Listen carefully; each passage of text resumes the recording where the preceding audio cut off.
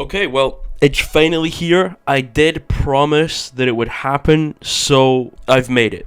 Basically, what this video is I'm gonna be truly telling you how to actually get good aim. Because there's a lot of aim videos out there. I don't want to say anyone specifically, but there's a lot of aim videos and a lot of guides that just don't work, okay? So here, I've met a lot of people. I've coached aim for a long time, and I've met a lot of people who truly have a lot of potential to have very good aim, but when they try and apply the guides they see or the videos they watch to their aim, they end up kind of plateauing or stagnating or things like that, and they don't actually end up getting any better. So I thought, for those people that don't really know how to get any better at aiming, I would make this video, and I want it to be as accurate as humanly possible. Now, I've been studying aim theory for years. Qualifications, I've hit top 500 multiple times on every role. I've hit top 100 playing hit scan heroes, top 100 playing projectile heroes. I've hit Apex Predator multiple times on Apex Legends. I've hit champion on Rainbow Six Siege. They're pure mechanical ability alone.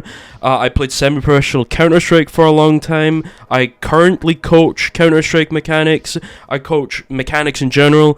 I have over 150 IQ. There's a lot of aspects that go into aim theory, and I think it's important to understand those things before you fully get into aim training, because it's obviously going to be a lot easier to aim if you understand the core fundamentals and what it actually is. So that's what we're starting with. Obviously, the very first thing with aim is actually understanding what it is. So aim in its simplest form is your ability to move your mouse from one place to another, which corresponds to your crosshair placement on your screen. Depending on your sensitivity and DPI, it will move differently. The three actual aim types we're looking at here are tracking, click timing, and target switching. Now, these are all different in their own ways, but they're all just as important as each other.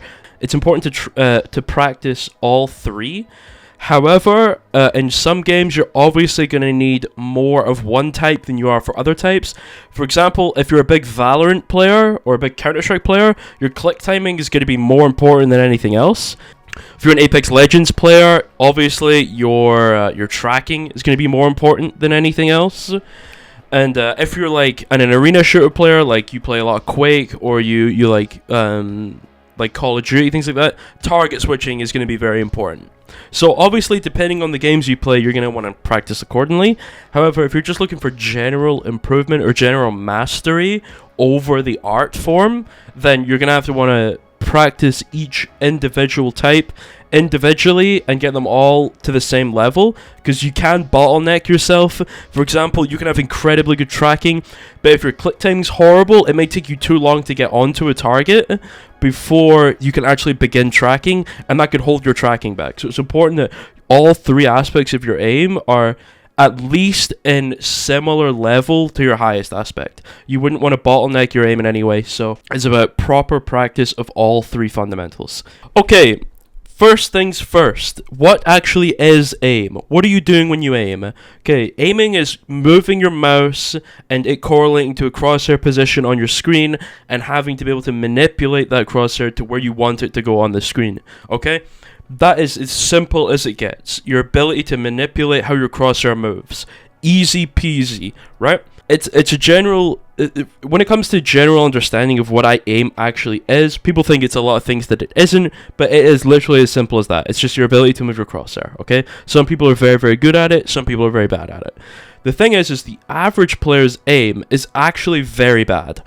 And I don't say very bad in the sense that it's like subpar. I mean, very bad isn't. It's actually horrible. First things first, we have to understand that. It's very bad.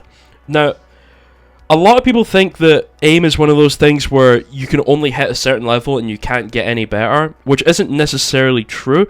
There's technically infinite gain, but it's obviously going to depend on your practice, your genetics, your actual, like, what you do in your day-to-day life. Obviously, how you diet, how you eat, things like that, they actually all matter as well. But for the general average player, you can get top 1% aim in probably like 3 months or so of practice. easily top 1% aim, probably higher than that, maybe like 0.5% aim. I've seen players go from like atrocious, never touched an aim trainer before, to top 1% aim in like a month. So it's actually very easy to improve very quickly, but a lot of that comes down to the fact that it's also because the average is so low and so bad that just a small amount of practice, it makes it very easy to overcome the average because of how low it is. So just like with any other thing, it's important that you actually practice, and it's good to understand how to practice. So, for example, let's say we want to do a click timing scenario. How that click timing scenario is played affects your improvement. For example, in an aim trainer, the most efficient way to aim is to be very floaty, very slow and floaty, okay? I'll put an example on the screen so you can watch. Right, very floaty, okay?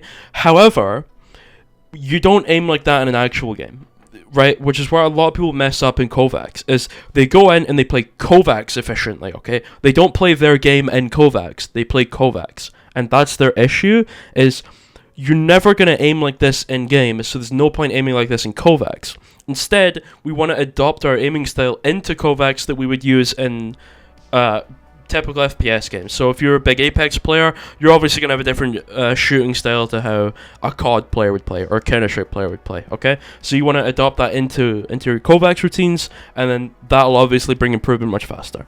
Now it's about what aim trainers actually do. Okay, a lot of people have this weird misconception with aim trainers that they aren't actually good, or they don't work. And to me, that's actually a pretty annoying thing to say, because obviously they do work, they're just not used properly. You could apply the same logic to anything and say it doesn't work because it's not used properly, and I think that's quite dumb, that people would just instantly jump on an aim trainer and say, no, it's bad, don't use it, it's a waste of time, things like that, when it's not necessarily true. It's actually not true at all. Using an aim trainer properly and efficiently is like leagues and above the best way to get good aim. Take, for example, Tens, the Valorant player. Even in the highest echelons of Valorant, he's shitting on players with how good his aim is in comparison to everyone else, because he's an average aim trainer user. He uses aim trainers all the time. He practices aim all the time, and you can tell this is clear aim difference, right? People don't really compete with Tens at all in terms of aim in Valorant. He's so far and above better than everyone else because he takes his aim training seriously. Now, technically speaking, you don't actually need an aim trainer to get good aim.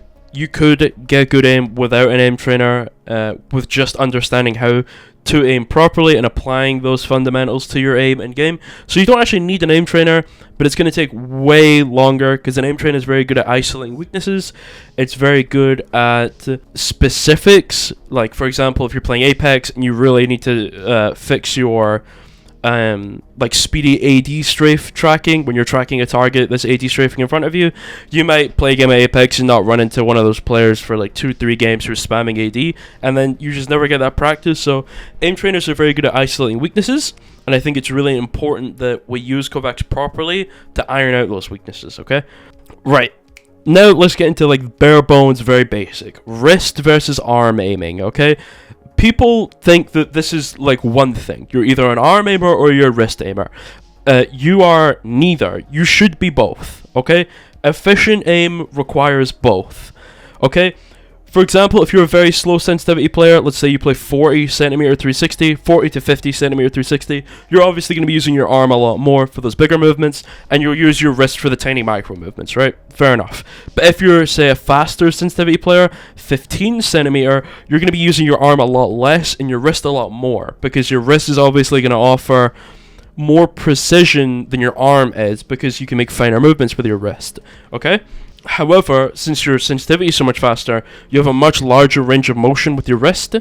Therefore, you're able to be more precise over longer distances with your wrist than your arm could. However, your arm is still useful if you need to whip like 180 degrees, turn very quickly, and then obviously activate your wrist to micro your way into a position where you can actually engage your target, right? So, arm versus wrist aiming is a strange concept to me, because you should always be using both. There's never really a scenario where you should only be using one, okay? Arm has its benefits, wrist has its benefits. We want to use a hybrid style. just like efficiency wise, looking at things of how efficient you could be, it's way more efficient to use both. So first things first, we should be using both, okay? You don't necessarily have to, but if you really want to achieve aim mastery, it's important to realize the benefits of using your arm and the benefits of using your wrist and using them hybridly to try and achieve obviously the highest potential, okay? So arm, less precise, but it's way better at making big movements, okay? Your arm is obviously... Your arms are big, okay? They have a very wide range of motion. You want to use it to make bigger movements. Wrists, smaller range of motion, more precise. Use it for smaller motions as well. Depending on sensitivity, it's always going to change. Faster sensitivities, you're going to use your wrist more. Lower sensitivities, use your arm more. But it's important that we use both. Okay, what is DPI? Right, people talk about DPI a lot, and the importance of knowing your DPI and what it actually is. So, quick explanation of what DPI is. Right, so DPI, dots per inch, how many dots you move per inch of movement to your mouse sensor, okay? On most LCD screens, you're going to have an RGB value that's going to create up the light on your screen, obviously. Those are pixels, okay?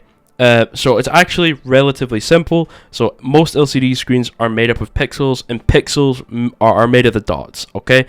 There are 3 dots per pixel of your screen, okay? Easy to understand. In the same way, the RGB, take the R as 1 dot, G is another dot, B is another dot. Those 3 together make 1 pixel. So your DPI is the amount of dots you're going to move per inch. Relatively simple to understand, but it's important to know, okay? Most DPI values sit between 400, 800, 1600. Those are the most used DPI values, but there are outliers. Some people like 200, some people like 600, people like 1000, people like 1200. It doesn't matter, okay? You're just going to pick a DPI that you like, okay? That's all that's important. The only thing is with DPI is obviously the higher values are going to be smoother than the lower values, okay? That's all. You have to know your DPI because we want to figure out how many centimeters it takes to move in a 360. This is generally a good thing to know because, for example, say you play Apex and you play COD, those sensitivity values aren't going to be the same. I don't believe they are. So you want to know your centimeter, okay? Say you use 20 centimeters to turn 360 in Apex, you would then want to spin 360 degrees and 20 centimeters on COD as well. So you'd need to figure out what sensitivity you needed to do that with. Now, you don't necessarily need to do that. Again, aim is not a muscle memory thing. That's not what it is at all. People think aim is muscle memory. Aim is not muscle memory at all, okay? Aim is comprised of your brain's ability to adapt to what you're telling it, okay? For example, muscle memory would mean if you wanted to flick, 45 degrees up and right, your brain would, you'd have to be able to teach your muscle that very specific movement to do. That's not what muscle memory is at all. Aim can't be muscle memory. There's absolutely no way, okay? Aim is all brain, okay? Absolutely every aspect of aim is entirely to do with your brain's ability to adapt to what you're telling it to do and how efficiently and how easy it is for your brain to perform a certain action, okay? That's all aim is. Easy peasy. Right, so now that we're understanding, we want our CM 360, how many centimeters it takes to turn 360 degrees. Our sensitivity in game, obviously, we have our DPI worked out. We know what DPI is. We understand the difference between wrist and arm aiming. We understand the average aim is terrible, but it's easy to get work with. We know it's easy to improve. We know aim trainers are useful. There's a lot we've already learned. I know this video is actually already quite long, and you're probably realizing this video is quite long already, but it's important that we get down to the actual bare bones of it, because I don't want there to be any misconceptions whatsoever. I want everything to be as completely understandable as humanly possible, okay? Right, now let's get into some brain chemistry, because I was doing some research on it, and I think it's actually very important, and I've learned quite a bit doing it. A key part to learning and improving is bringing focus to a particular aspect of the training process, okay? And the reason for that is there is a neurochemical system that involves acetylcholine, and it comes from 2 nuclei in the base of the brain called nucleus bacillus, okay? When you do things like aim training and you think about it very intensely and focus on it, acetylcholine is released from bacillus at the precise neurons that were involved in that action action or behavior, and it will mark those neurons to change during the sleeping or deep resting process later. Okay, this means focus plays a major part in the improvement process, and it wouldn't be possible without this process, obviously. So when we're actually aim training, we need to be applying focus or intense thinking to the process, because it will bring improvement way faster than any other method. Okay, now to talk about the Yerkes-Dodson law. Shout out to a guy called Scrata on Discord for telling me about it. I didn't know about it, and now I know about it because I looked into it. Anyway, Yerkes-Dodson law. I think his name is actually pronounced Yerkes. I'm going to call him Yerkes because that's all I've seen people talk about him with. Thank you to Google for this, by the way. The Yerkes-Dodson law is an empirical relationship between pressure and performance. Originally developed by psychologists Robert M. Yerkes and John Dillingham Dodson in 1908. The law dictates that performance increases with physiological or mental arousal, but only up to a point. Basically, if you're a dumbass like me, you might not fully understand what that means. Basically, performance anxiety is good in certain amounts, okay? Too little or too much will hurt your efficiency. The optimal level of arousal or anxiety will actually push you to peak performance. Okay, let's get into motor learning, the actual aspect that makes you physically get better at a skill. Okay, let's look at some Wikipedia, alright? Motor learning refers broadly to changes in an organism's movements that reflect changes in the structures and function of the nervous system. Motor learning occurs over varying timescales and degrees of complexity. Humans learn to walk or talk over the course of years, but continue to adjust to changes in height, weight, strength, etc. over their lifetime. Motor learning enables animals to gain new skills and improves the smoothness and accuracy of movements. Anyway, motor learning is what actually makes you get better at aim. Among other things, your actual ability to motor learn that's what it is. Motor learning. It's the ability to learn to use your muscles in different ways. Okay? Simple. That's what aiming is in like a sciencey way, if you care about that.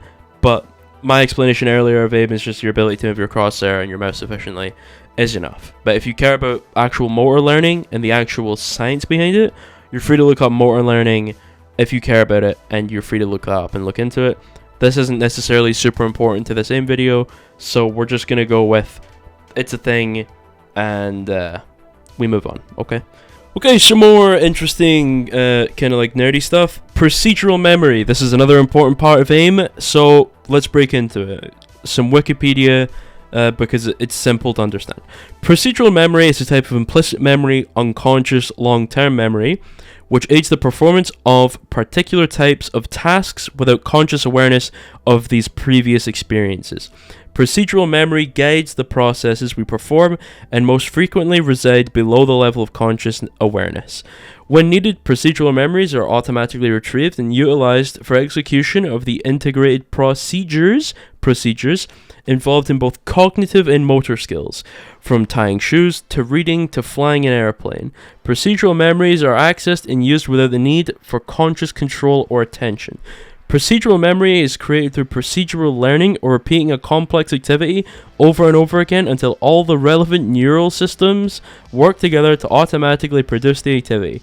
Implicit procedural learning is essential for the development of any motor skill or cognitive activity. Right, there we go, bazinga, easy peasy, right?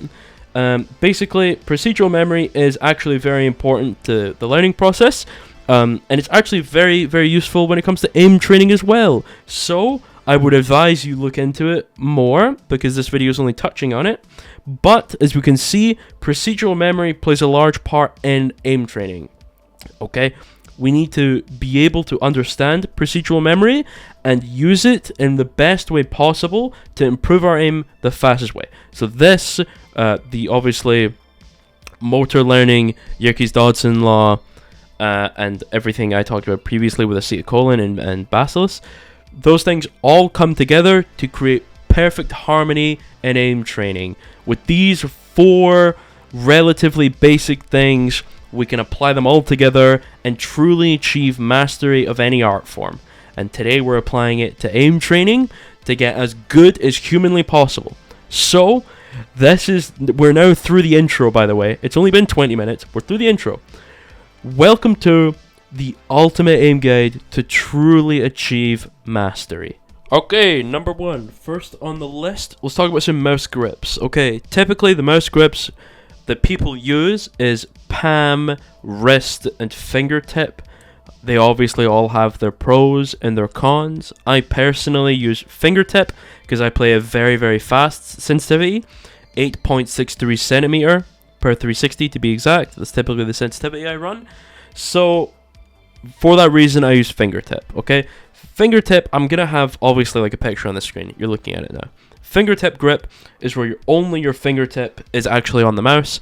Your palm doesn't touch it at all. Okay, except my grip is fairly unique in the fact that my ring finger is always anchored to the mouse pad. Unless I need to do it like a big flick, then obviously I lift it slightly, flick, and then place it back on for micro. Your mouse grip will probably be a little bit more generic, especially if you're starting out, either palm, claw, or fingertip. So basically, palm grip is probably the most common type. It's the most comfortable for the hand, really. Basically, you just place your palm of your hand on your mouse and lay your fingers flat across your mouse buttons, and you just hold the mouse normally. Okay, how a normal person would hold a mouse. Okay, obviously there's advantages to this. You have a lot of control since you have a lot of obviously points of contact on your mouse, so you've got plenty of control of it. The only issue is you don't really have much range of motion in your fingertips. Okay, your fingertips aren't going to be obviously doing a lot in this grip, which is unfortunate because your fingers are very precise. That's the purpose of fingers. They're very, very precise. You can make very precise movements with them, so they're obviously very useful when it comes to aiming. Now, you're only really going to be using your fingertips on very tiny movements, especially on like a slow sensitivity. You might not even use your fingertips on a very slow sense, depending on how slow it is. However, that is your palm grip, okay? Run of the mill, basic as it gets, okay? That's typically what people are going to do, is the palm grip, okay? I am not a big fan of the palm grip, obviously, because of my sensitivity. It gives me basically no control with micro whatsoever, so I don't like it. I think claw grip is probably the best grip in terms of what the average player is obviously going to want.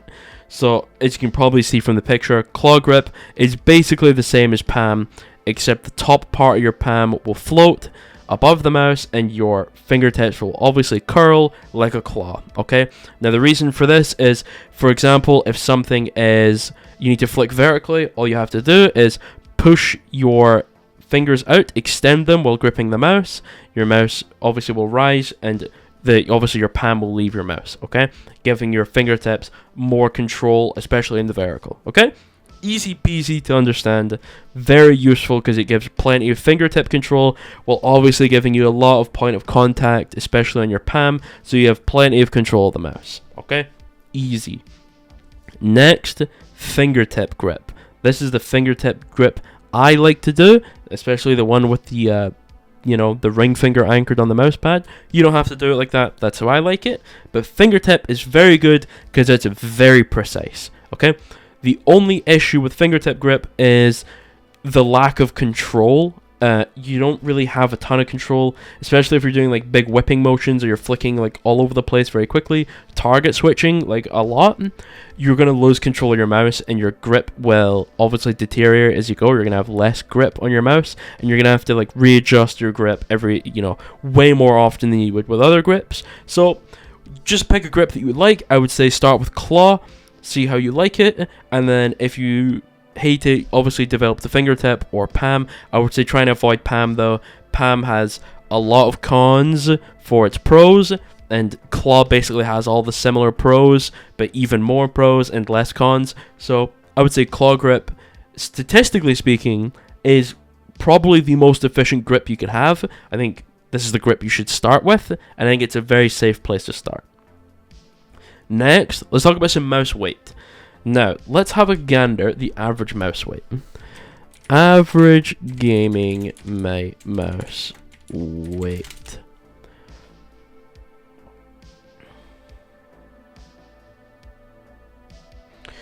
Okay, let's talk about mouse grip or mouse weights. Apparently, according to Google, the average gaming mouse weighs around 100 grams. Okay, which is really heavy. Okay, at least for me. I use an Aerox 3, I believe it's called. It's a SteelSeries mouse, I think, and it's like 52 grams, 57 grams, somewhere in that range. Or it's around 50-ish grams, 55-ish grams. Okay, give or take. I like the really light mouse. I really like it, especially because my sensitivity. It obviously gives me way more precision because it's obviously way lighter. However, the only thing is with a very light mouse is it's very easy to like over flick, under flick, lose control, things like that. Okay, a heavier mouse obviously will have more friction, and more friction means more control, but also less consistency. So it just matters how you like your mouse. You might like it really heavy, you might like it really light, you might like it in the middle. That's totally for you. Also, another thing to consider is the size of a mouse. You should measure your hand, find the measurements of the mouse you want and the weight of it, obviously, and choose off that. Not, does it have pretty colors and shit like that, okay? The sensor, the buttons, the weight, the size, the actual the figure of it, the actual figure of the mouse, its silhouette, things like that. Those are all important things to consider when getting a mouse. So please, before you buy a mouse, consider all of those things.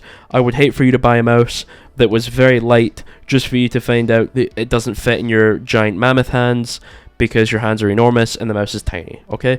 Consider every aspect of a mouse before you buy one, okay? Next, let's talk about some mouse pad types. Typically speaking, I would say there's two. Many people would argue there's more, but I'm going to say there's two. There's soft pads and hard pads. Okay, soft pads are like your typical fabricy ones, kind of squishy.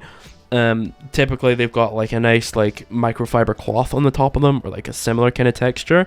And something like that is just like your typical mouse pad, okay? Easy, it's nice to get a really big one, big high quality one for a relatively decent price. You don't have to overspend too much for a good one. However, the only problem that a soft pad has is it wears out relatively quickly. Obviously, I'm not speaking in a matter of weeks. You can have them for months before they start truly wearing out. But it's a thing to consider. Next is hard pads. Hard pads are typically going to be your metal pads, your glass pads, things like that, right? They're harder pads. They're not squishy. They're not flexible. Nothing like that. They're hard, obviously. And with that comes the fact there's typically less friction on a hard pad. Hard pads typically have less friction than soft pads do. But it depends obviously on the material. I've seen some soft pads with very low friction, some soft pads with high friction, and obviously vice versa for a hard pad. So look into your mouse pad before you buy it, its size, its dimensions, exactly what material it's made out of, obviously how tall the pad is, things like that. All things that are very important, okay? For me, I use a SkyPad 3.0. It's a glass pad. It's huge. I love it. I really like the glass pad. The only thing I don't like about hard pads is they typically wear out your mouse skates a lot faster than cloth pads will. So soft pads will be less likely to wear out your mouse skates. Hard pads will wear out mouse skates a lot more. So obviously a lot to consider, but it's totally up to you whether you want a soft pad or a hard pad, whatever you prefer using. One isn't objectively better than the other. It's totally a preference thing, okay? Easy peasy. Next, sitting position. This is actually important. Posture is important as well, okay? Typically speaking, you want a flat back against the back of your chair. You want your feet flat on the floor in front of you. You don't want to have cross-legged or things like that. Obviously you can for comfort. It's really not that big of a deal, but when you're practicing optimal sitting position is flat back, flat feet, arms on your desk as much as possible to a degree. Sometimes you want the elbow hanging off a little bit because that gives you a nice anchor point, the edge of your desk. But not a huge deal, but posture is important. Having good posture is always going to be important. So consider that when you find a place to sit. Another thing when it comes to sitting positions is consistency. Now, people don't really typically tend to think about this, but the way you sit should be consistent, okay? It should be comfortable, but it should be consistent. For example, say you sit down one time, Your chair is wheeled out too far back, you've crossed your legs, you're leaning over, you're hunched over, you've extended your arms a lot, right? And that's how you play, okay? And then the next day, you wheel your chair in really close, then your feet are flat on the floor this time, and you sit properly. There's a massive difference between those two things, okay? Your sitting position consistency matters, right? You want to be able to sit down, get into your proper sitting position of how you consistently would sit in a matter of, 10 seconds or so, and be able to be in that position every time when you're training, because consistency is key. So another thing to think about, sitting positions are actually important. Disallowing of autopilot, okay? Now let's talk about autopilot. When you're training, you will probably autopilot from time to time, okay? Unless you actually are a good aimer already, and then you understand autopilot is bad, okay? Let's talk about why autopilot is bad. So earlier in the video, obviously, I already mentioned what practice was, how to practice properly, what occurs in the brain when practice happens, okay? Things like that. Those things don't happen on autopilot. If you're autopiloting your practice, the actual chemical processes in the brain which lead to improvement are either stunted and don't happen, or occur much slower and far less efficiently than otherwise, okay? Autopilot is bad, and you will not get better if you do it. So you have to avoid autopilot, okay? Please, for the love of God, don't autopilot, because you won't get better, okay? You have to focus. Otherwise, you will stay bad. And we don't want you to stay bad, because that's why you're here. You're here to be good. Okay, good sleep. Good sleep is important, but you're all a bunch of gremlins who sleep 4 hours a night, so I'm not even going to talk about good sleep, though it is important, okay? You want to obviously go to bed at the same time every night. You want to get 8 hours, clean 8 hours. You want to wake up refreshed in the morning. Alright, easy peasy, okay? Simple to understand. Actually very important, though. Okay, being critical of yourself. This is actually very important. You should VOD review yourself, and you should be critical of yourself, okay? For example, if you play Apex, and you're very, very bad at flicking to targets in the vertical, so if someone is above you and you flick to it, if you're inconsistently flicking to different parts of their body, whether it's under flicking, over flicking, or your flicky is it's not smooth, or it's very jittery, things like that, that's terrible. And you should be able to watch your gameplay back, see that you're doing that, and go, okay, that's bad, and then go into Kovacs, find some scenarios that involve vertical flicking, and be very critical and hard on yourself on how well you're performing on those scenarios to obviously lead to greater improvement. Of course, there are different ways that you're going to practice the skill, whether it be with flicking to a target, tracking it, flicking to a target, clicking it with target switch, or whether with click timing, or flicking to multiple targets vertically, whether they be up and down, target switching, okay? All of it matters. How you play the scenario matters, of course, but being critical of yourself is very, very important, because if you aren't critical of yourself, you will get to the point where, if you ever get to the point where you think you're good enough, you need to be more critical of yourself, because there's always improvement to be made. You can always get better. Another thing, tracking progress, dude. You should track your progress. So, for example, have a little text sheet. Okay, like open up your text, little text document, and say, today I think I did this very well, this poorly, I got this score, I got this accuracy on this scenario, I changed my sensitivity from this to that, something like that, okay? A lot of people think changing your sensitivity is bad, by the way. It's not. You should change your sensitivity from time to time. Like I said, sensitivity isn't muscle memory, so changing it doesn't make your aim bad. Like, for example, I can aim just as well on 8cm as I can on like 15, but I just need to it just takes some adjusting, some time to adjust, and then I'm back to how good I was before, because aiming isn't muscle memory, aim is an actual skill. So don't be scared to change your sense. People say you shouldn't change it, but people are also dumb, so don't worry, okay? Easy peasy. Tracking progress, very important. Good. Set goals, big and small. For example, say you like the voltaic benchmarks. I'm not a huge fan of them. I think there's some good in them, there's also some bad in them. If you like them, you like them. I'm not a big fan, okay? Say you're a voltaic platinum player.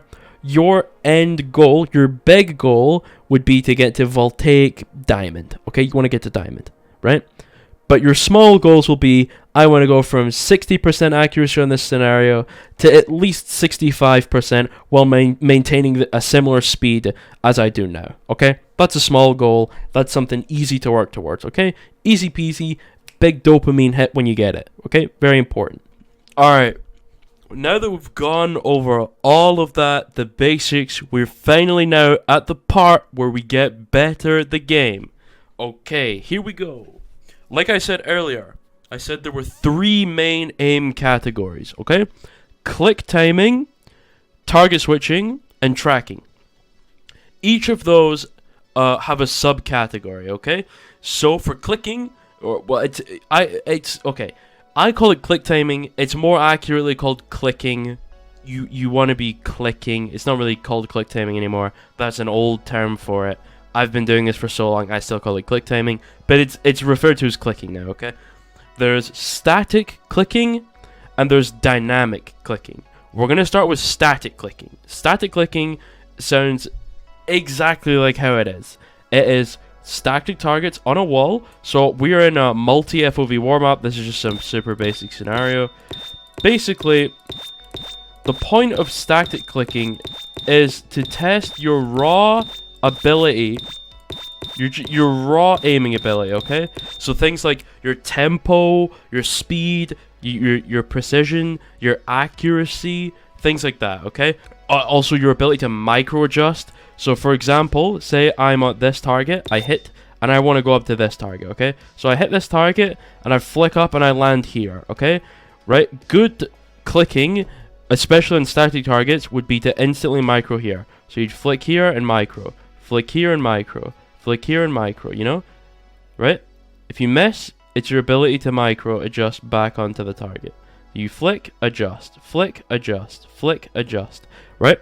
That's what good clicking is, right? So basically, the way you want to properly do a click timing scenario, the technique is basically, there's a few different ways you can do it. Because obviously technique is important to your click timing.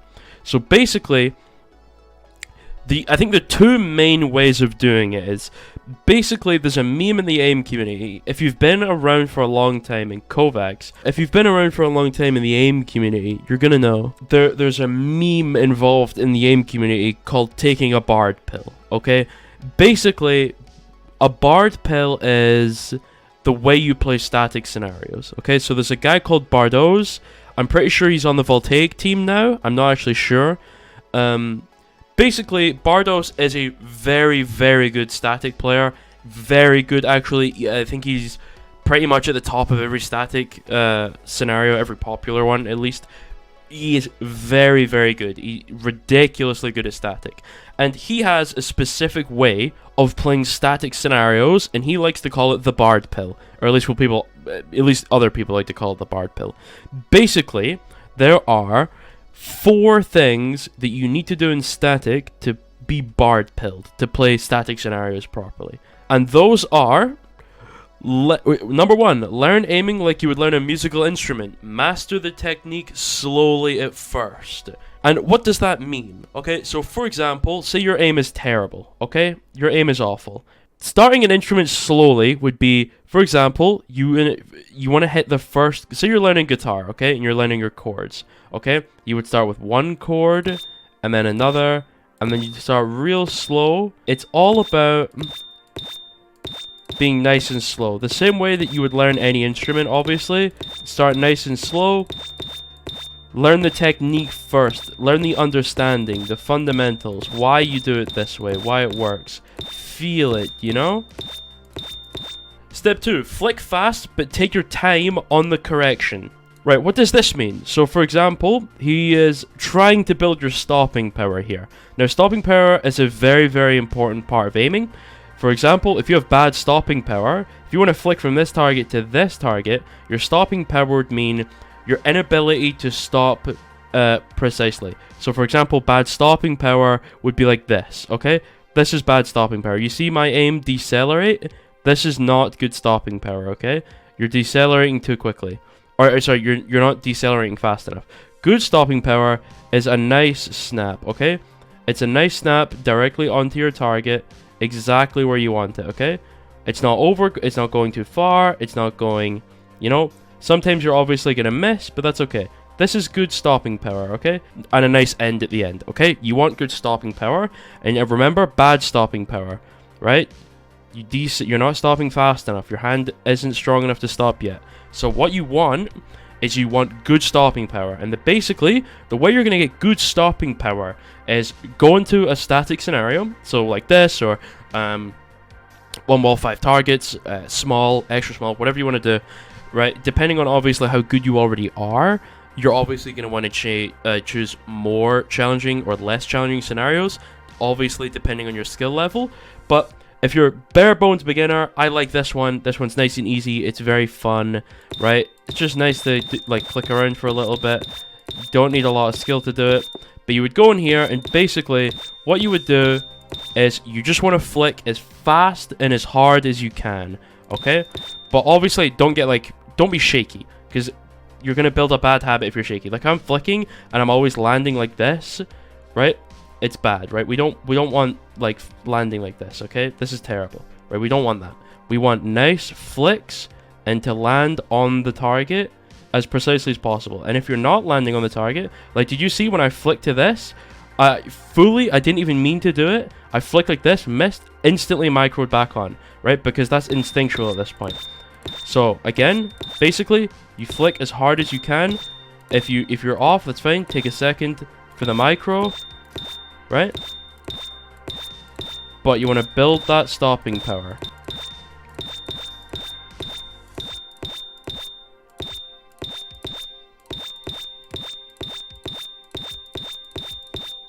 Good stopping power is always really, really important in aim. If you have bad stopping power, it doesn't matter how good your aim is, you're going to be too inconsistent. So, very important, work on your stopping power. Another thing is, when you're playing your Kovacs scenarios, I see this a lot, it's about playing the scenario properly. For example, on this kind of scenario, right, what is the most efficient way to aim, right? If I want to hit these 3 targets, you could say snap, snap, snap, or you could say you want to float, float, float, right? Whatever you want, right? But one is way more important than the other, okay? Floaty aim like this, right, is bad. We don't want floaty aim like this. This is bad, okay? And for that reason is because you're never aiming like this in an actual game, are you?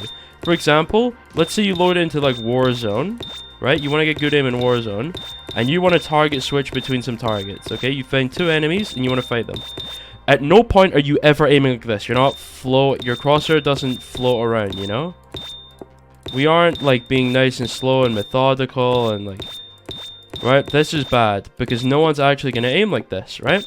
How are we going to aim? We're going to see our target, snap, snap, snap, snap, right? Stopping power, big snaps, big flicks, little flicks, doesn't matter, right? We want to work on our stopping power, because our stopping power is important, and we want to aim how we would aim in a game. Because aiming how, like, efficient Kovacs aim is not efficient game aim. We want good aim in our game of choice. We don't want good aim in Kovacs. Next fast, restart if you miss in the first 10 seconds. So let's start the challenge here. I'm going to shoot these targets. I miss, I restart. Shoot these targets. I miss, I restart. Right, we're shooting these targets. I miss, restart. Shoot these targets. Miss, restart. Shoot these targets.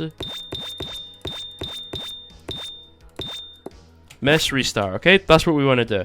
Because we really want to build into our mind missing is bad. And we want reward. For example, if I'm hitting the targets.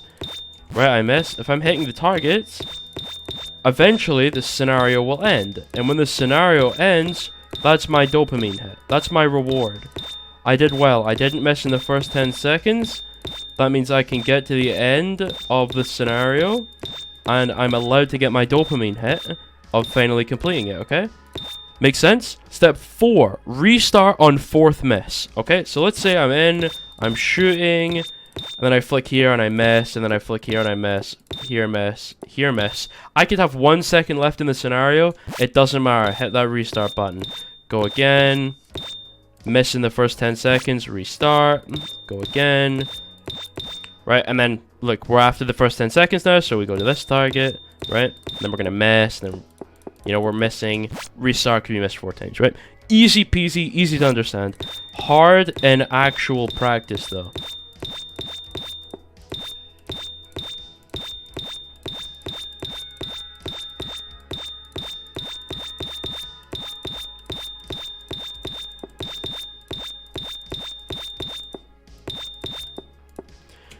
Right. Understand? That's the Bard pill. That's the Bard pill. The way Bardos does static scenarios, very good, right? We want to, obviously, that's the technique we're kind of going for here. Very good way to practice. So remember, things we're looking out for. We want good stopping power. We want to be nice and precise. Okay, nice and precise if we can be. Also, though, good stopping power. We don't want to be floaty. Remember that. No, we don't want to float our crosshair around. Okay, this is bad. Okay, no floaty crosshair. We want to jolt, right?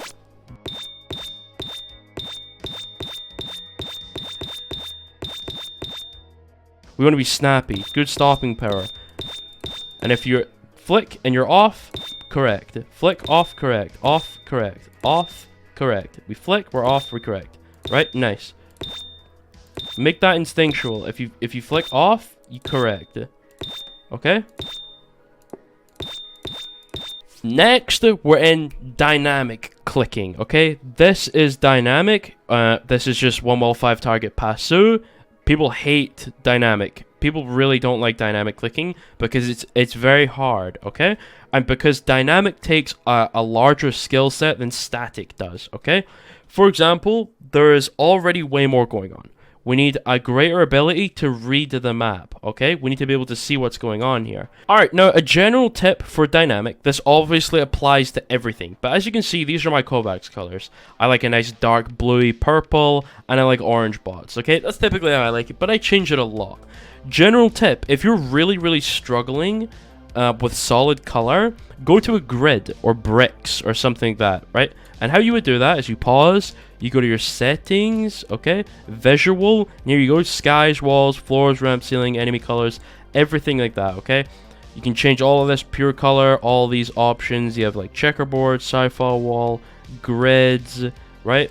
So if you're struggling to see your targets and how it moves, things like that, go for a grid or brick or something like that, and it will help you far easier see the movement of the bots, where they're going. They'll be easier to track than it is on this solid background, okay? Because the lines aren't so sharp, right? It's more difficult to see the actual contours of the wall, okay? And it's obviously going to be harder to track the bots this way. So if you're struggling, change your colors around, change the background, change the sky, things like that, and it'll make it easier. The more the grittier, the better. So the more grids you have, the easier it will be. And then, obviously, the better you get, you're going to be able to go back to solid color and you'll be fine. Right, biggest difference between static and dynamic is there really isn't much. You're technically going to be playing this scenario very similarly, if not the same.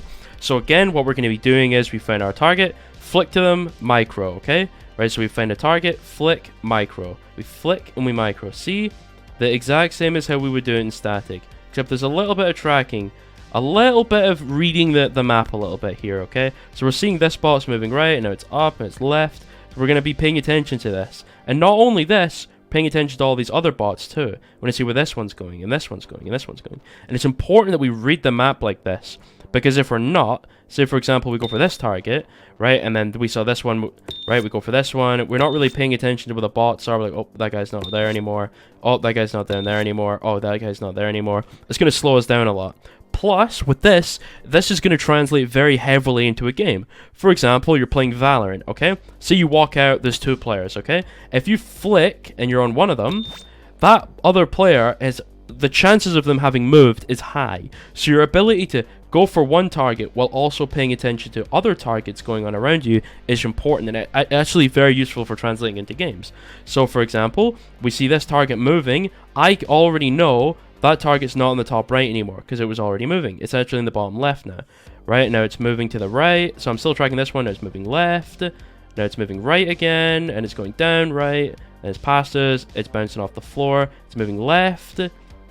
It's going up now. It's going right. So my ability to track this target while also watching where this target is going is very useful. I'm able to see both targets and track them at the same time because I'm paying attention to my peripherals, okay? I can see around me. I can see more than what's going on.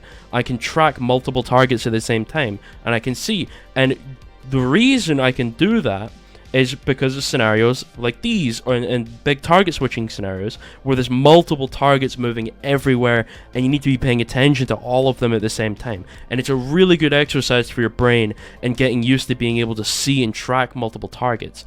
So we want to be playing static and dynamic clicking. Another problem I see a lot, though, that is only really applicable to these dynamic targets, because it doesn't have any in static, is, for example, let's have a look at where this bot's moving, okay? This one under my crosshair. Let's see where it's going, right? And then we want to flick to it. So this one's right here, and then it's going there. So we flick in front of it, okay? Flick in front of it, and then see where it goes. Flick in front of it and wait for it. We flick in front, wait for it.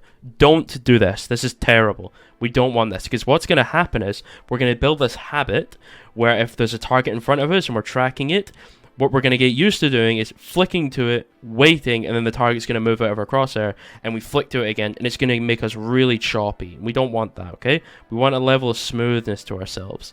So we want to flick straight onto the target, and then micro exactly how we would in static. We're going to play it the same way, and it's going to build a nice ability to be comfortable and used to flicking to targets who are moving, right? We want to be able to predict where it's going and flick onto it. We don't want to flick in front of it, okay? If we flick in front and wait, it's very bad. We want to flick onto it, flick onto it, flick onto it, flick onto the target, okay? See where it's going, flick, don't track it. We're going to play it just how we play it in static.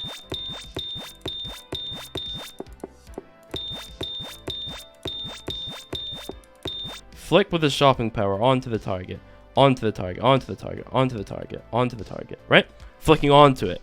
And then we're microing, adjusting as we need be. We don't want to track a target, though. This isn't a tracking scenario, so don't get into this mindset where you see the target and you go, oh, I'm following it, and then I click, and then and then I click, and then and then I click, because that's not what we're doing. We're targets. So we're not targeting. We're clicking, okay? We're click timing. We're clicking. We're doing some dynamic clicking scenarios. It's all about clicking. Okay, now necessarily tracking isn't necessarily that bad. Okay, we don't like if we flick onto him and we miss and we really want that target. It's okay to chase it. It's not that bad to chase the target. All right, but don't get into this thing where we're flicking onto it and we're hesitating and waiting, and then we're clicking. We don't want that.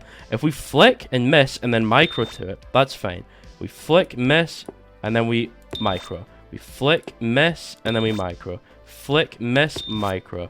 Right? That's okay. What's not okay is I go, oh, I want this spot. I want this spot. Oh, I want to hit this spot. I want to hit this spot. Oh, I want this spot. Right? This is not what we want. We don't want to be tracking targets here. We're clicking targets. Okay? So, although tracking a target isn't that bad in this scenario, and we don't want it to be our main focus. It's okay if you miss and then you track a target afterwards. It is not okay for you to track targets in scenarios like these and it be your main gig, right? That's not what we want.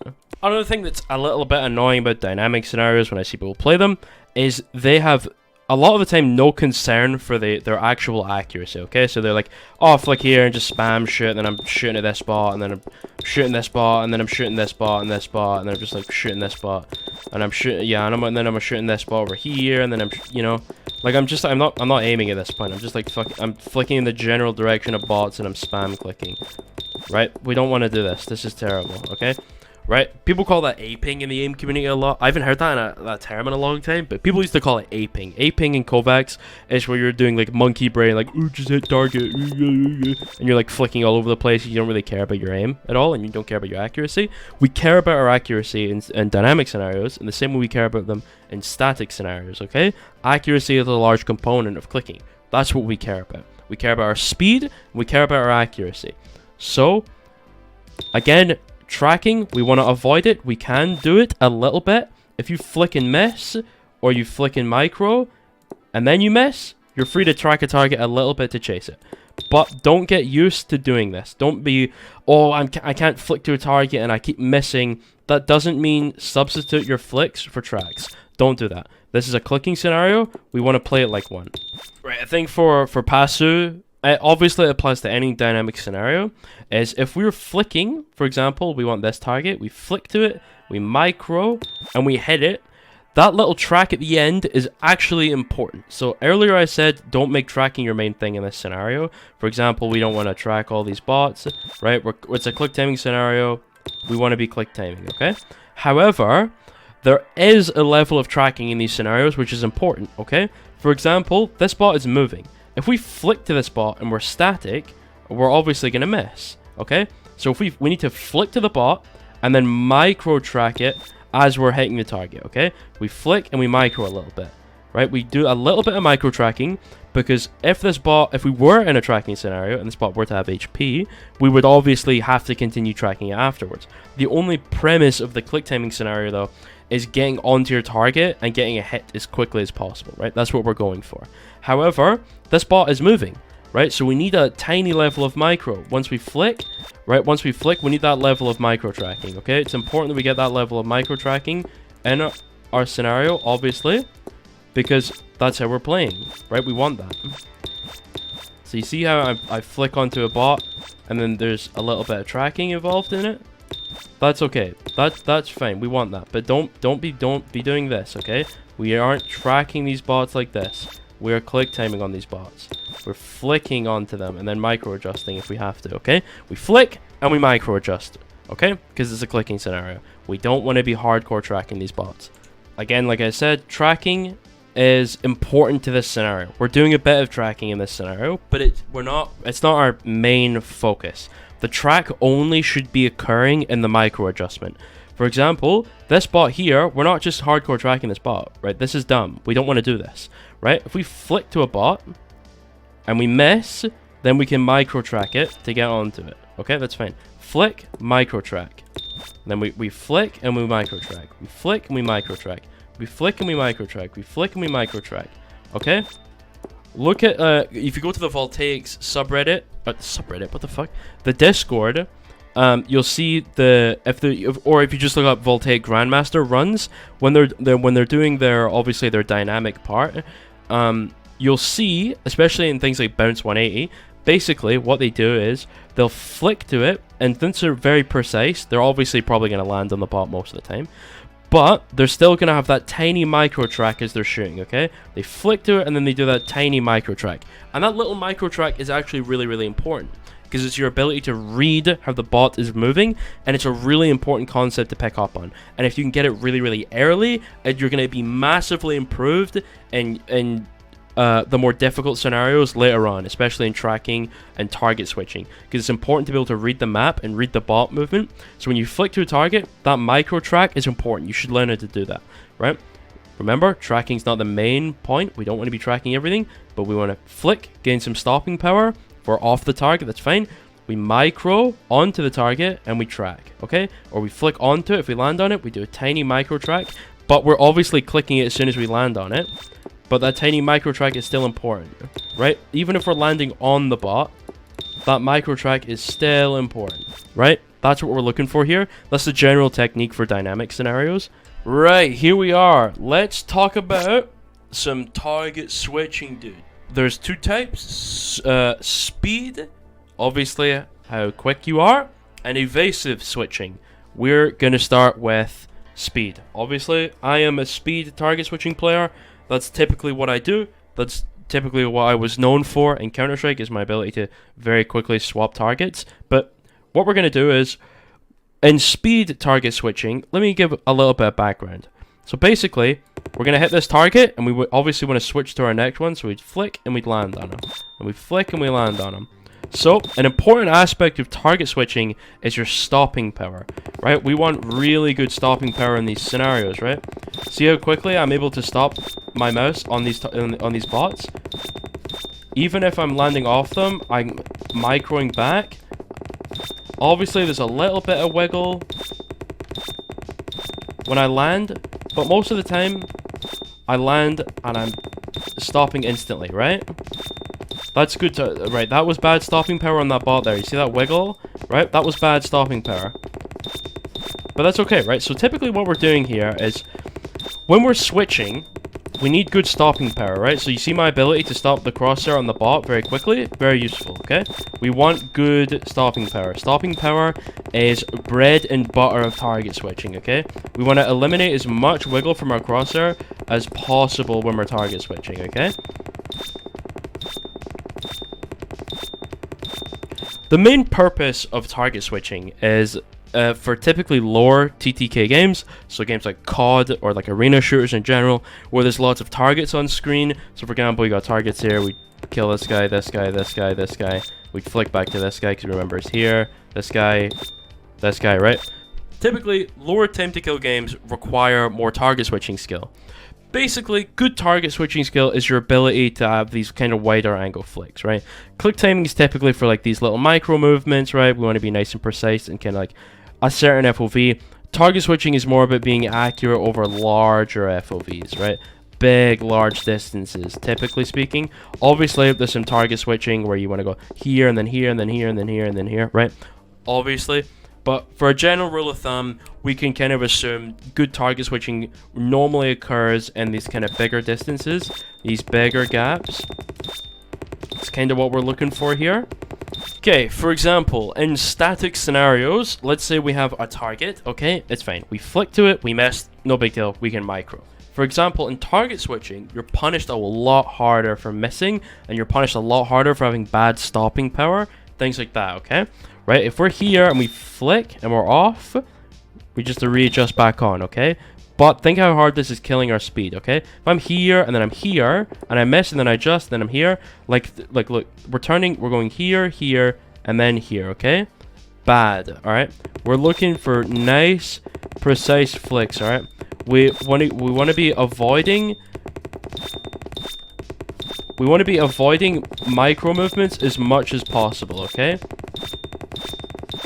Now, micro movements aren't necessarily bad in target switching, but it's going to slow us down a lot. Target switching is a big proponent of it is your speed, right? You want to go nice and fast in target switching, because if you're fighting multiple targets in a game, you want to be quick. Obviously, speed is going to be a large component of it. Accuracy is also very important in target switching. And basically, the technique for target switching. Right, so like I said earlier in the video, I talked about bringing focus to your practice, and that's how you improve. So for example, we have these bots here. A big proponent part of target switching is obviously accuracy. So over flicking is bad, under flicking is bad, okay, things like that, okay? Speed and precision is your bread and butter on these scenarios, okay? If you're on static or dynamic clicking scenarios, it's fine, you flick and you micro. On target switching, it's not so easy. You're not going to flick and micro, right? It's not as easy as that. You're not going to be able to get away with that.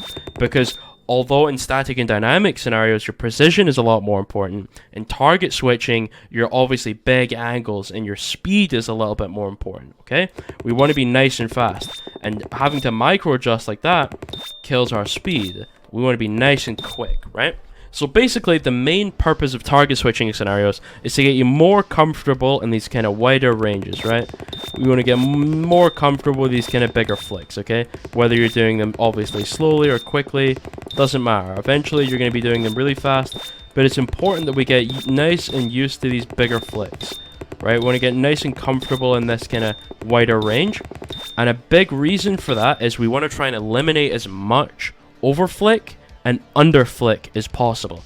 These are bad, right? Under flicking, obviously bad, and over flicking is obviously bad. We don't want either of these things to happen because they're going to lower our accuracy, they're going to kill our tempo, and they're going to kill our speed. So target switching scenarios are very, very good at eliminating that, okay? So we're here, flick, flick, right? We're here, we flick, and then we're over here, and then we're over here, and then we're here, and then we're here, okay? Nice and used to these big long angles. You can see when I have to micro, look how slow I get when I have to micro, right? When I'm landing straight on the target, nice and fast.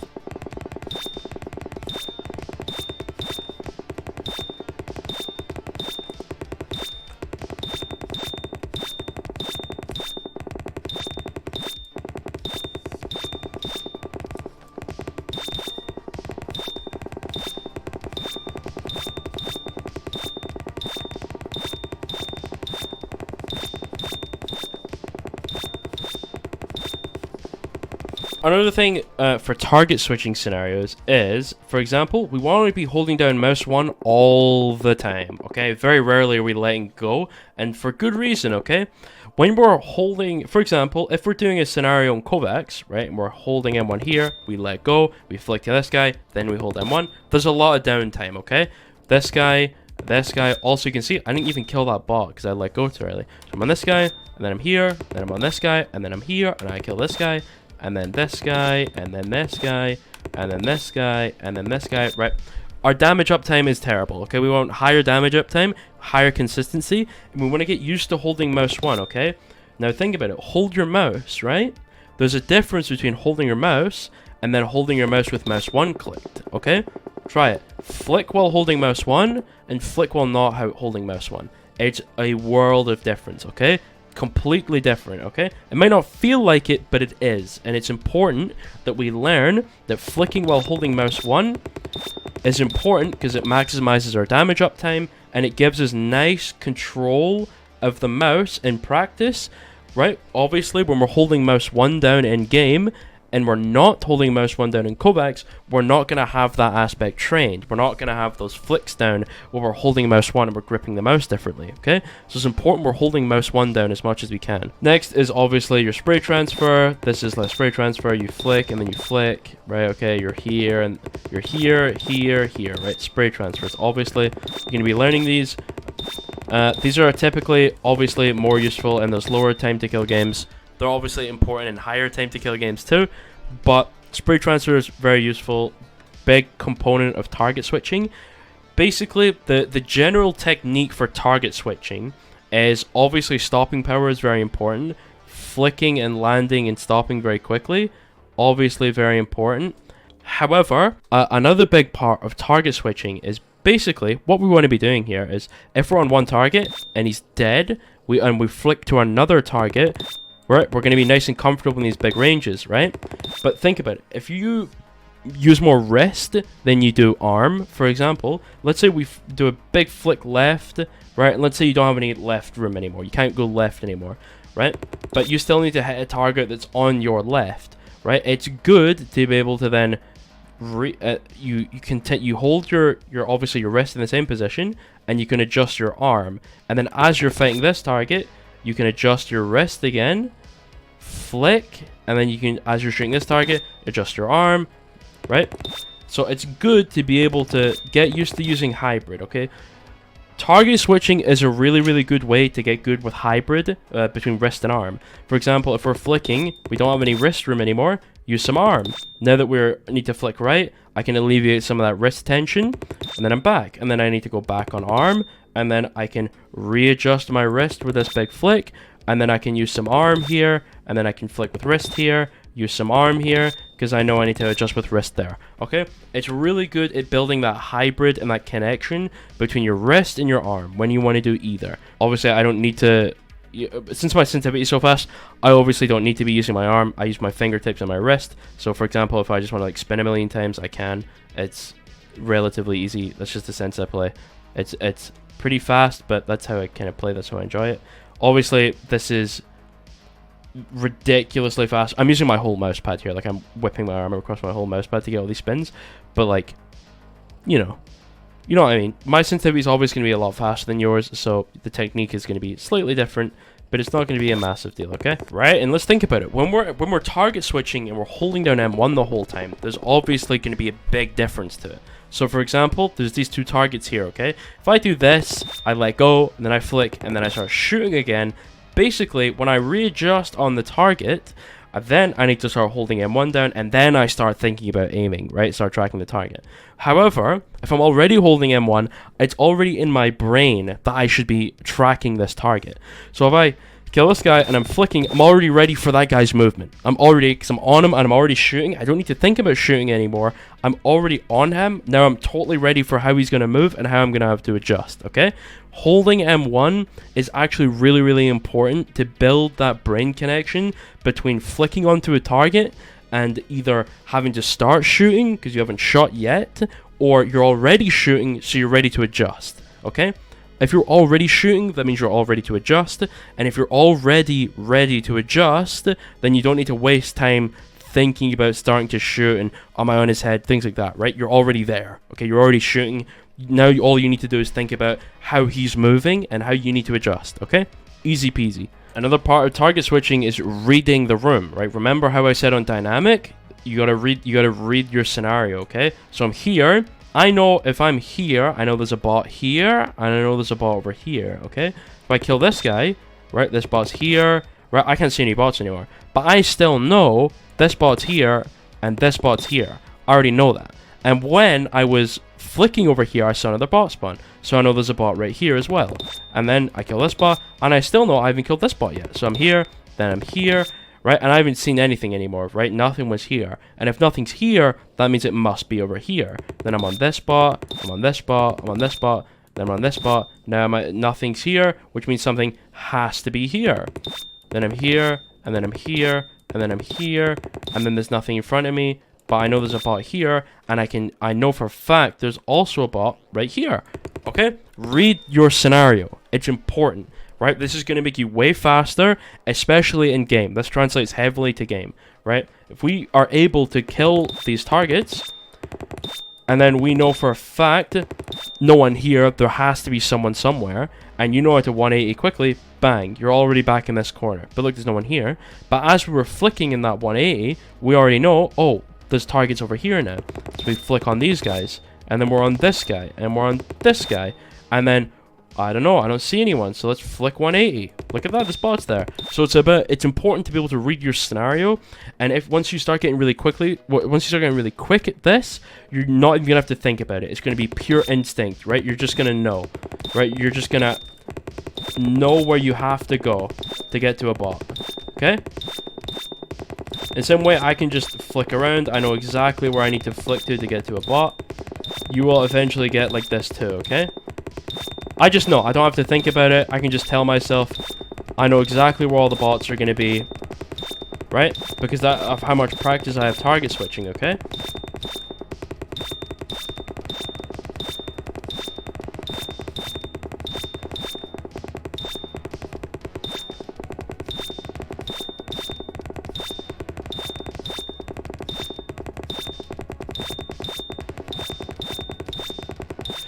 I hope you're starting to see a common theme here. I keep going back to static technique, right? What kind of techniques do you want, right?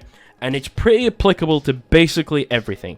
So your dynamic clicking, your static clicking, your speed switching, and your evasive switching, basically all you're doing is practicing how you would in static, okay? You flick, you micro adjust, and you're done, okay? You're focusing on how accurate you are, how quick you are, and your tempo, right? That's all that's important. People typically think practice is one of those things where there needs to be a special technique associated with it for you to be able to do it, okay? Now, obviously, doing it correctly is going to be way better, okay? You want to do it correctly, obviously. However, it's not like there's some special thing that everyone with good aim is doing that you're not, okay? So we're just going to go into the scenario and we're going to do it properly. We want to play the scenario properly. So I know a thing that a lot of Kovacs players will do is they'll load in and they'll play the Kovac scenario as efficiently as possible. We don't want to do that. We want to play how you would actually need to aim in game. We're looking to get better aim here. If you care about your Kovac scores and you care about getting top scores, shit like that, sure, play super efficiently when you're grinding scores. But if you care about actually getting good aim, we want to be playing scenarios how you would play them in game, okay? We want to get good at playing how we would in game so it's easier to translate. And good aim is just that. It's just getting good at these scenarios, learning the techniques and applying them to your practice, okay? It's nothing special. People always think that these players with good aim are doing something that you aren't, and they aren't. They're just working harder. Obviously, if you aren't aim training, and they obviously are doing something you're not. But if you're aim training like them, you're playing the same scenarios as them, you know, you're using the same technique as them, the only reason they have better aim is they're working harder. That is really it. There's no special thing that's going to get you incredible aim. It's about learning technique and learning the fundamentals, right, of aim theory and understanding exactly why it works and getting good at those things and understanding. For example, if I always flick and I always overflick, I know when I'm practicing, I need to be focusing. Okay, don't overflick, right? Don't overflick. Don't overflick, right? No overflick. We can't overflick. We don't want to overflick, right? Pure focus, all about our overflick. And eventually, we're going to get very good, and we're going to stop overflicking, okay? Then, once you're at that, you go, okay, you know what? You know what I'm starting to do? My stopping power is not so good. When I land on the target, I wiggle. I shake when I land on the target. So, I want to jolt, jolt, jolt, jolt, jolt, jolt, jolt, right? We want to get good at stopping power again. And that's all it is. It's reading what you're good at and reading what you're bad at. Now, typically with these speed scenarios, obviously accuracy is important, but we're going to be focusing on speed more, pushing ourselves and how fast we can go and how quickly we can actually read targets. And that's very important because if it translates into the game, the faster you are at picking up on the targets around you and the faster you are getting to them, the bigger the advantage you're going to have. Right, next thing is next. We're on to evasive target switching. Now, what's the difference between speed switching and evasive switching? Evasive switching is a little bit more about accuracy than speed, because obviously the targets are moving. Wow, dude, same difference between static and dynamic. We have the same difference between speed and evasive, right? This is more about our accuracy, flicking to the target, right? So we're going to play it, again, like static, nothing crazy here, but important, okay? These are the 6 main categories of aim. Obviously, the 3 main categories with their subcategories, obviously. So what we want to obviously be doing here is, right, so we're playing this like a static scenario. Again, playing it the same way. Focusing a lot on stopping power again. If we're flicking off a target, if we flick and we're off, micro adjust real quickly, get back on the target, right? Nice is important, right? Again, it's nothing special. We're doing the same thing, but here we are. It's important to practice. So, for example, in the same way that a lot of people would say, oh, I need good click timing, they would just play static scenarios.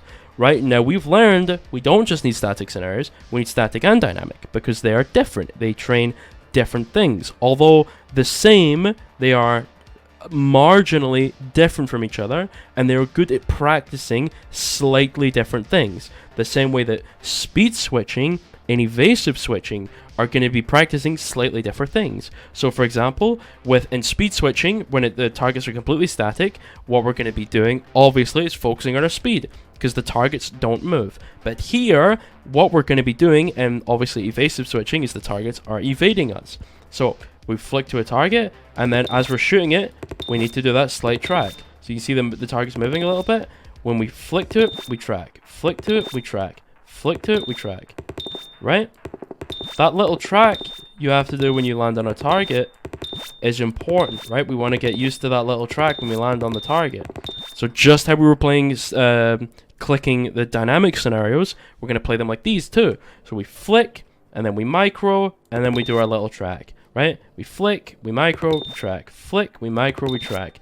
Flick, we micro, we track, okay? Understanding your technique, very important. And it's important that you get some of these kind of things in your playlists. So if you're making your own playlists, I highly advise you do it, by the way. You're going to want each of these types. So you're going to want a static click timing scenario, or a few of them, a few dynamic ones, a few speed switching ones, a few evasive switching ones, a few smooth tracking ones, and a few reactive tracking ones, obviously. But again, nothing special here. Nothing crazy going on here. It is the same as everything else. We are just flicking, adjusting, and then doing our track as we're switching targets. But eventually, you're going to get very fast at it. And again, big focus on stopping power, right? Stopping power very important in these scenarios.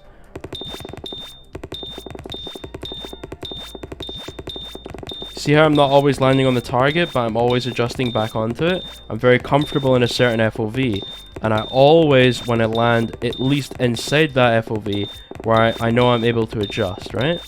And eventually, since I haven't been using a lot of callbacks, eventually I'll be able to land on the target every time, because I've practiced enough, okay?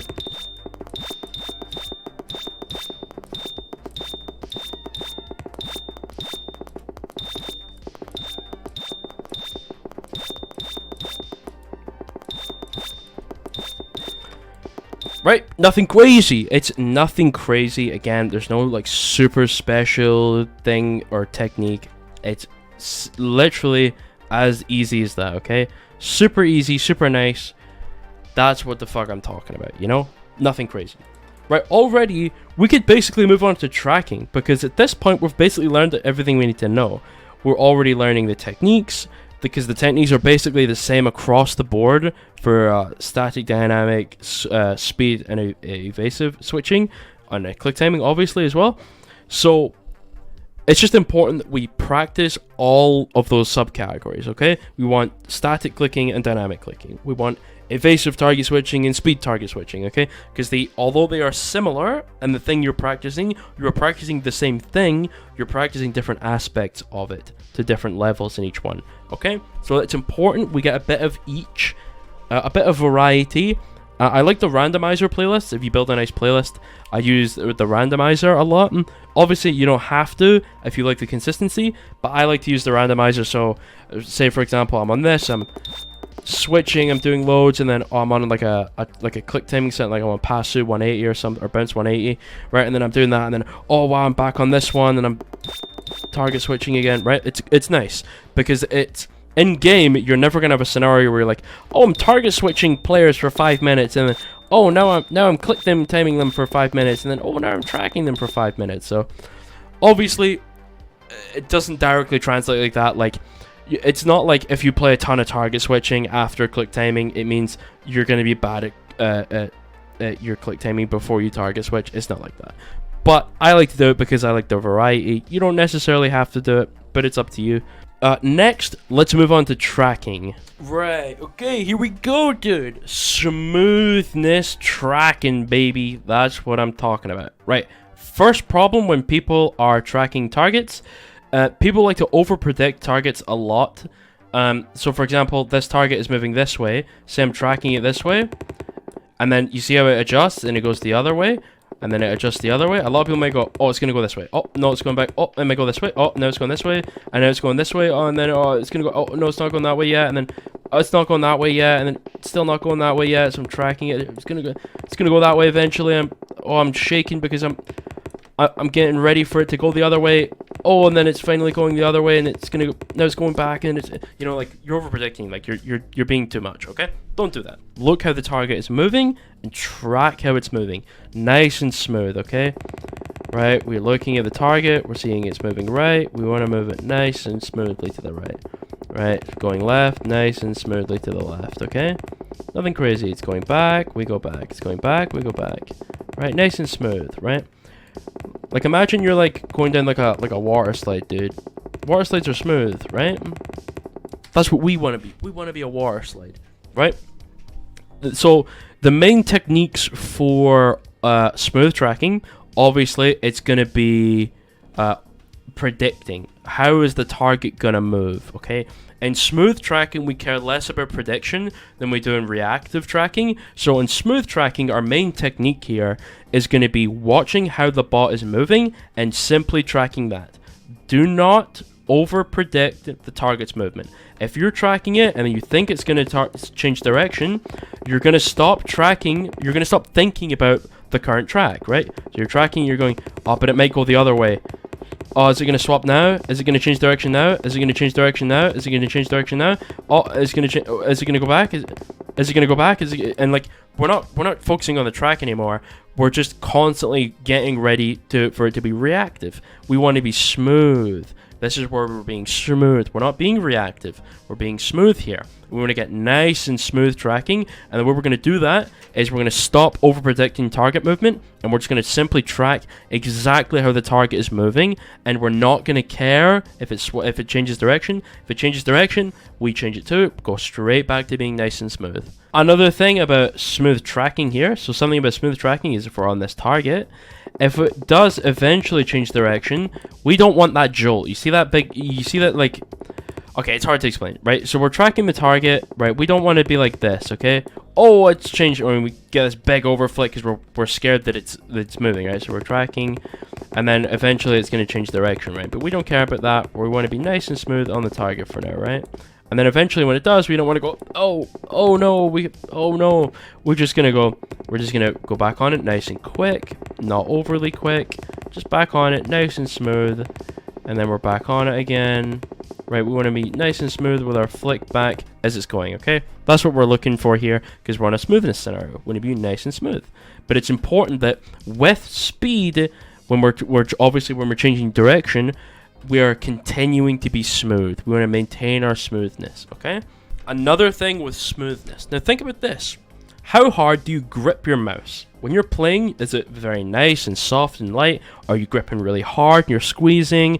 Or is it somewhere in between, okay? This is important because, obviously, depending on how you hold your mouse and how hard you're gripping your mouse, you're activating different muscles in your arm and your hand, things like that, okay? You're using different parts, okay?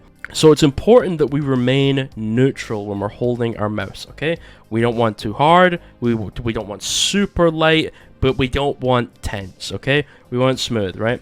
We don't want to associate flicking or just like aim training in general with gripping your mouse hard, okay? Because a really hard mouse grip, obviously you're going to get some, obviously you're going to get more control out of it when you're gripping very hard, plenty of control, but you're also very jittery, okay? Like when I'm gripping really hard here, like look how jittery I am when I'm gripping really hard, okay?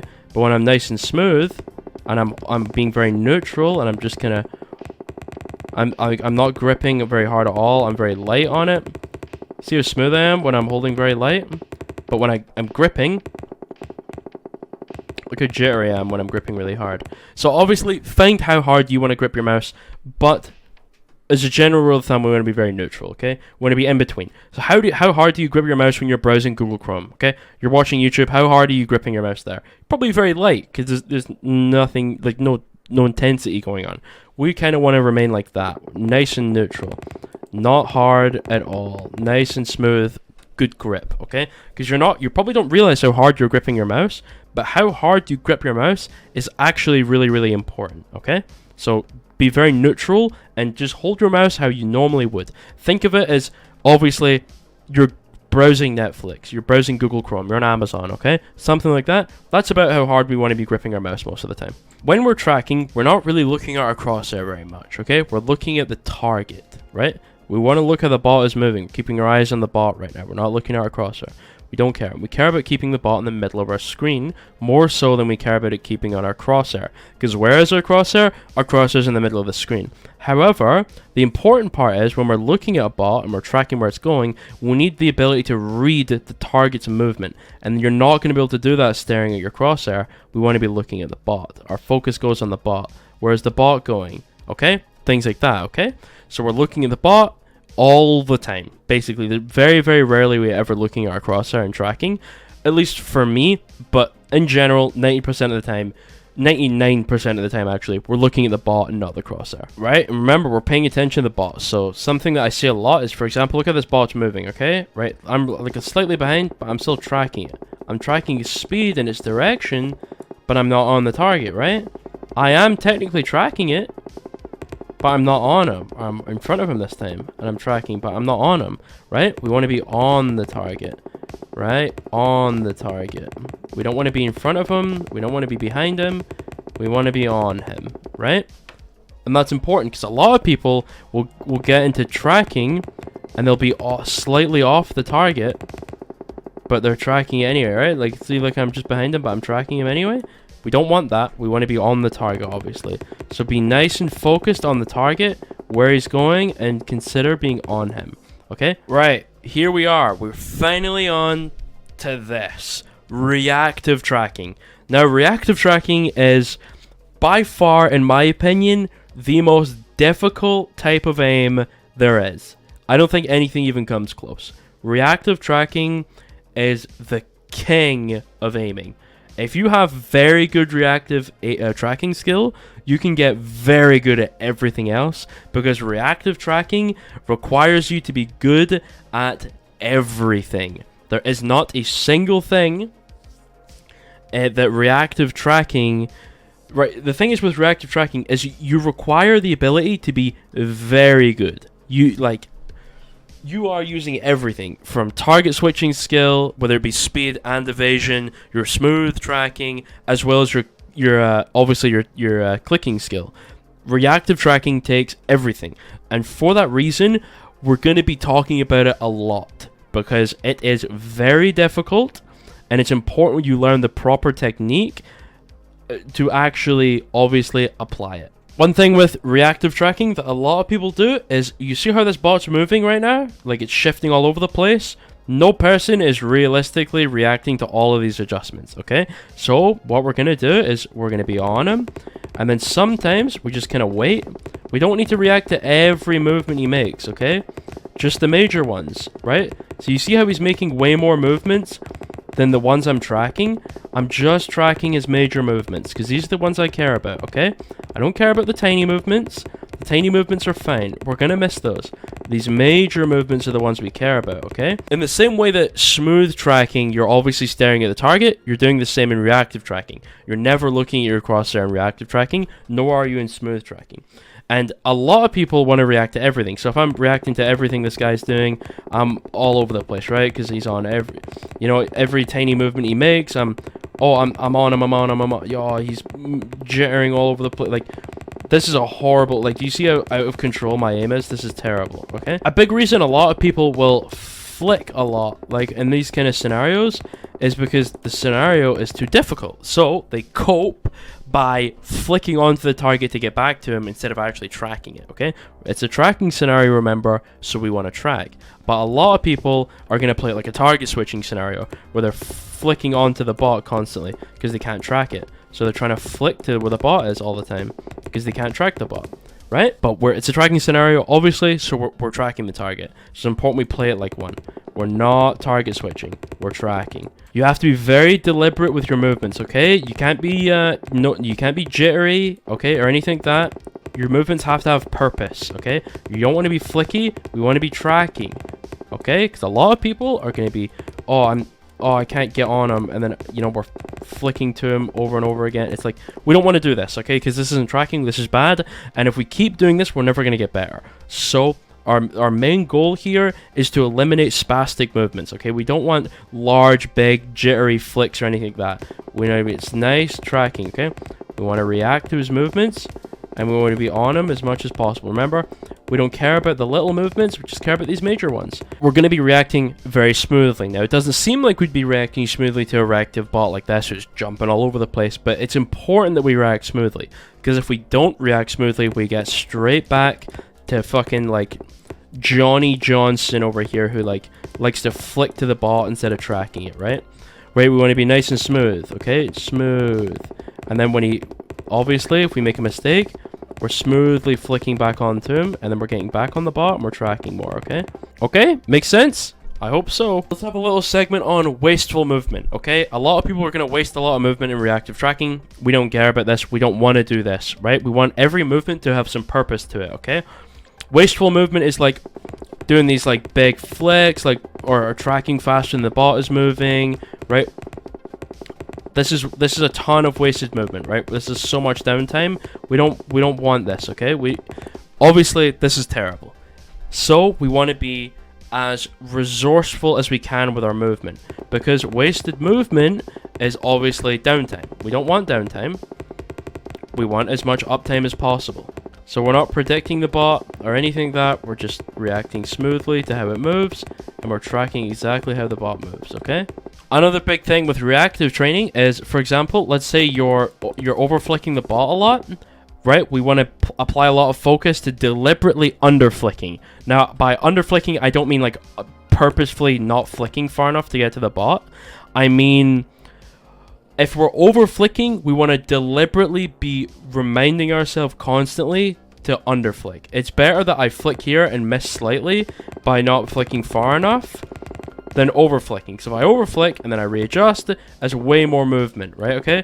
If I'm doing these little under-flicks and then I'm going back on the bot, way more reactivity when I'm under-flicking. See? Look how much I'm on the bot now. You see? Okay, and that brings us near the end of our aim video, dude. We're coming to a close here. Those are the main techniques. Obviously, there's stuff with tension. You don't want to be too tense. when you're doing these, think of like obviously the more tense you are, the tired you're gonna get, and reactive training like this is very endurance heavy, very intensive, right? Very intensive. We want to be reducing tension as much as possible. So that's mouse grip being light, deliberately under flicking to conserve energy, things like that. Okay, now a lot of people recommend something called edge tracking, where you're deliberately tracking the very edge of the bot in the direction you think it's going to travel to. Don't do this, in my opinion.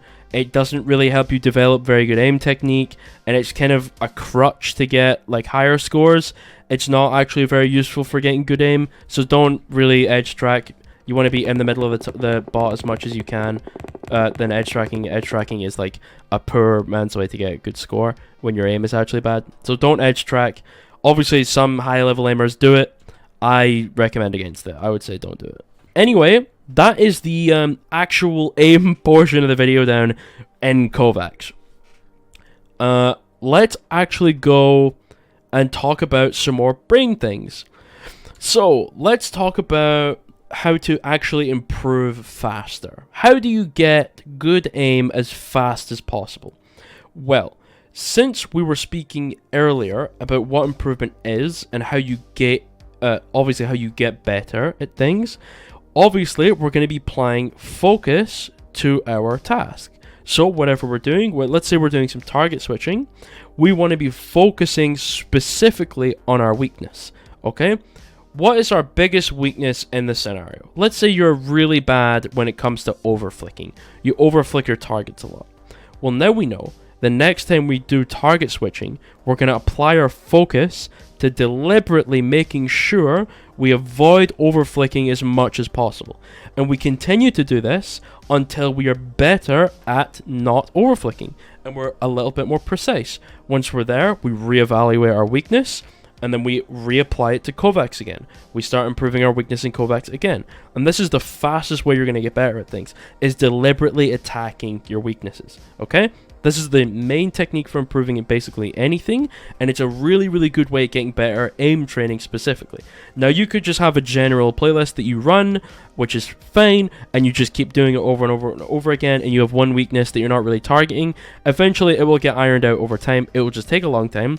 With this deliberate training to deliberately target your weaknesses, you're going to be improving way faster than you would otherwise, okay? So it's important we deliberately target our weaknesses in the scenarios, okay?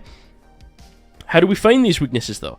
Perhaps we don't really know what our problem is, and that's okay. So let's have a look at how you see a weakness. Basically, if you can record your gameplay, it's not necessarily, but it helps a lot in being able to look through it and see where you're going wrong. But a good way to see your weakness is just think about it. What's going wrong? How could I do better? Okay, maybe my reactive tracking, I'm overflicking a little bit. Okay, well, I heard in that video you're supposed to underflick deliberately a little bit, so I start doing that, and oh, look at that, and my scores are getting higher, my accuracy is higher. That's good. Well, okay, I'm going to keep focusing on that weakness, and then you do it over and over again, and then eventually you're not overflicking anymore. That's a way to look for a weakness. Look where you're going wrong. Look where you feel weak in a scenario, okay? Or look where you feel weak in a gameplay. Like maybe when people are AD strafing in front of you, you're really bad at tracking them, okay? Well, now we know that's a weakness. We're struggling to kill targets AD strafing in Overwatch. Let's go in Kovacs and let's do some reactive tracking practice and deliberately look for bots who are AD strafing a lot and try and fight those bots and see, why am I not killing those bots? Things like that. That's a good way to find a weakness and to attack the weakness. Next, we're going to look for practice length. What is like the optimal practice length? Now, this changes for everyone. Me personally, I train between 1.5 to 3 hours per day. Obviously, no one's going to have time like that. I dedicate a lot of time to aim practice. At least I used to anyway. I've been slacking off a lot with Kovacs recently, which you could probably tell with some of my examples. They weren't very good, but I'm getting back into Kovacs now. So, and I already obviously understand all of this and I know all this, so it's going to take me no time at all to basically get back to where I was. So, practice length, it obviously matters how much time you have in the day and how much time you can put towards it, but I'd say at a minimum an hour a day. You should be practicing your aim for an hour a day, and maybe you do tracking one day, click timing another day, switching another day. That's fine, you can do that. You don't need to target everything in one day. For example, you could do clicking for a week, switching for a week. Obviously, I wouldn't really suggest doing that. I'd say you'd want to change what you're doing at least every 2 or 3 days. You don't want to stay on the exact same aim type for more than 2 or 3 days, because then your other types are going to be deteriorating if you're not practicing them. So space out your things accordingly, but don't have the space too large, otherwise you will be affecting your aim negatively. How intense should your practice be? Like I said earlier, with Yerke's law, basically the level of intensity is important. Too hard and it's ineffective, too easy and it's ineffective. So we want something in the middle, something that challenges us, but we're good enough to do. Okay, maybe not do very well, but we're able to do it well enough to hold our attention, but it's difficult enough to challenge us. That's the sweet spot that we want to be in. Okay, look for scenarios that do that to you. Okay, or let's say you're a voltaic player, you like the voltaic benchmarks a lot. Okay, let's say you're a platinum player, but the diamond scenarios are just a little bit too hard for you. Then let's go back to the platinum scenarios, obviously, and we'll run them for a little while longer, and then we'll go into the diamond ones, right? Let's say that the diamond ones are optimal difficulty, but let's say they're a little bit too easy, they're not holding your attention.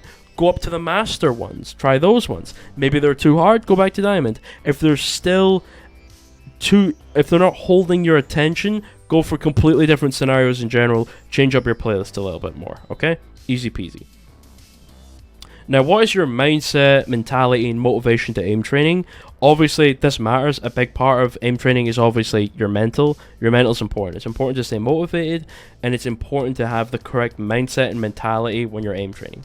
Aim training is a difficult thing. It takes a very long time to get good at, and it's not something that's going to take a matter of days before you're good at it. So a lot of players will start aim training, and after a few days they'll give up because they think, oh, I'm not getting any better, and my scores only went up 15 on this scenario in the last 2 weeks. I'm not doing good. And a lot of people are like that because a lot of people will quit. Okay, so it's important we don't quit. Okay, we have to understand these things take time, and it's important to keep applying yourself and keep pushing yourself, and you will get better, okay?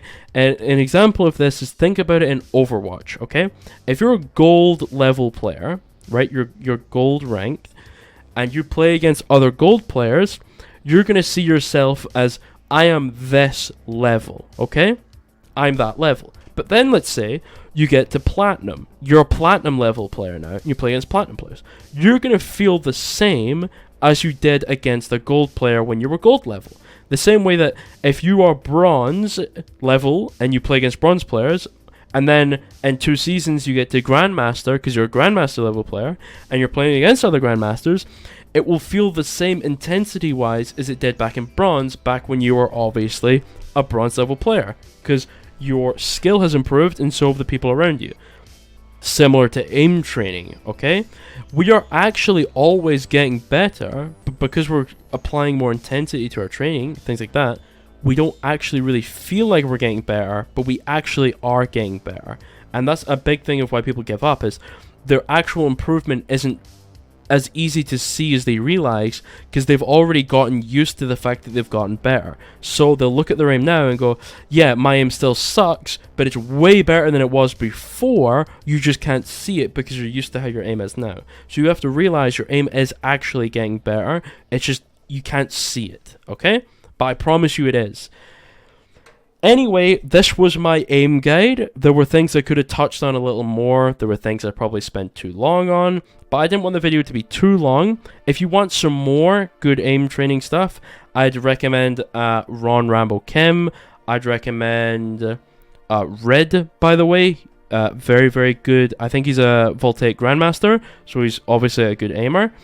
And that's it, dude. This was my aim video. This is how I got good. This is how I managed to maintain the sensitivity I play on. Obviously, 8cm is pretty quick. And a lot of people don't run it. A lot of people run like 40, 50 kind of. So obviously there's a big sensitivity gap, but I'm still able to maintain a high level of accuracy with it because obviously I practice with it so much. And yeah, this was my aim guide, dude. I really hope this guy's helped you out. Comment. Basically, I always look at all my comment sections, so if you ever have a question, comment, okay? Just comment on this video, whatever your question is aim related, okay? Or message me on Discord. The only problem is I don't see replies in my notifications. So on my YouTube notifications, I always get to see the comments, and on my YouTube channel, I can click into a section that shows me all the comments, and I can reply to them all there. However, replies don't show up there. So if you have, if you really need to get to me with an aim question, just make an individual comment, and it will show me that, okay? Anyway, guys, I'll see you later, okay? Mwah.